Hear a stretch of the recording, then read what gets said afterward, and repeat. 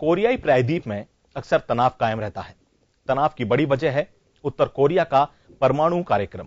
उत्तर Korea की हर हरकत पर पड़ोसी देश दक्षिण कोरिया की नजर रहती है।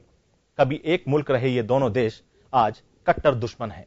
विभाजन ने दोनों देशों के बीच दुश्मनी की ऐसी लकीर खींची जो आज तक खत्म नहीं हो सकी है। आइए जानते हैं आखिर कैसे एक देश दो हिस्सों में बटा और दोनों एक दूसरे के दुश्मन बन गए।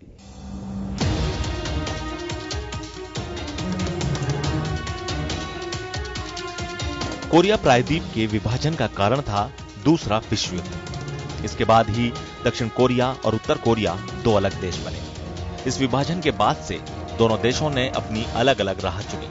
कोरिया पर 1910 से 1945 तक जापान का शासन रहा। इसके बाद सोवियत की सेना ने कोरिया के उत्तरी भाग को अपने कब्जे में ले लिया और दक्षिणी हिस्से को अमेरिका ने। इसके बाद उत्तरी और दक्षिणी कोरिया में साम्यवाद और लोकतंत्र के बीच संघर्ष शुरू हुआ।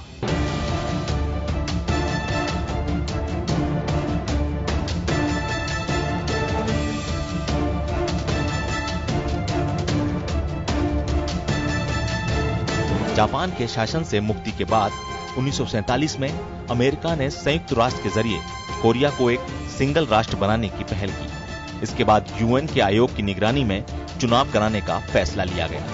मई 1948 में कोरिया प्रायद्वीप के दक्षिण हिस्से में और सोवियत संघ के नियंत्रण वाले उत्तरी हिस्से में सुप्रीम पीपल्स असेंबली का चुनाव हुआ। लेकिन इसके बावजूद भी दोनों देशों के बीच सैन्य और राजनीतिक विरोधाभास बना रहा।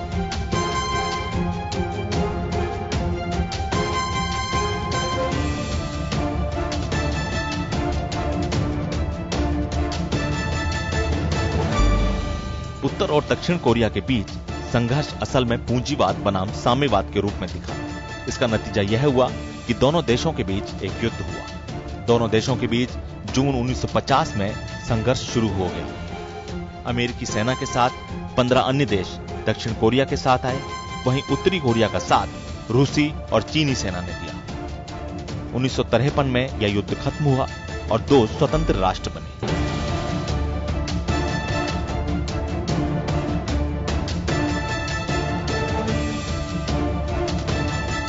विभाजन के वक्त दोनों तरफ काफी गरीबी थी। दक्षिण कोरिया को भारी अमेरिकी मदद मिली। दक्षिण कोरिया ने अमेरिकी मदद से एक संपन्न राष्ट्र बनने की राह पकड़ी। वहीं उत्तर कोरिया ने तानाशाही की राह को अख्तियार किया।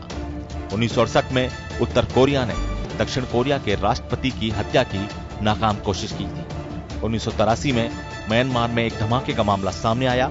इसमें 17 दक्षिण कोरियाई नागरिक मारे गए थे। इस धमाके के तार उत्तर कोरिया से जोड़े गए।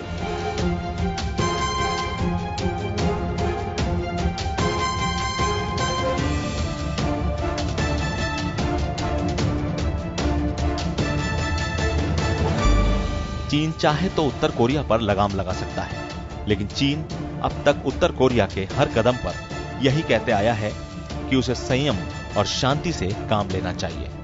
चीन अगर लगाम कसना चाहे तो उत्तर कोरिया से तेल निर्यात रोक सकता है और विदेशी मुद्रा समझौते को भी रद्द कर सकता है। लेकिन चीन को डर है कि अगर उत्तर कोरिया में किम जोंग उन का शासन खत्म हुआ तो लाखों उत्तर कोरियाई नागरिक सीमा पार कर चीन आएंगे या फिर कोरिया का एकीकरण हो सकता है और यह चीन के हित में नहीं होगा, क्योंकि एकीकृत कोरिया अमेरिका के साथ जाएगा।